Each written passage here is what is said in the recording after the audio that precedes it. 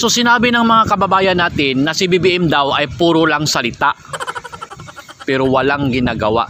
Yon ang pinalabas ng ating mga kababayan. So out of 1,000 people, ang naniniwala na puro lang salita si BBM ay 99%. So isa lang yung hindi naniniwala.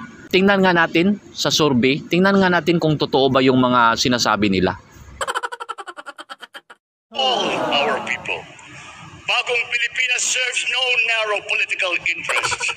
It serves the people. You have mentioned po, sir, kanina na yung 20 pesos na bigas, per kilo na bigas. Kailan po kaya yun i-expect natin na marirealize? May ano po ba tayo? May timetable po tayo for this? Yesterday, if not sooner. Lahat ng timetable ko yesterday, if not sooner. Lahat yan ASAP.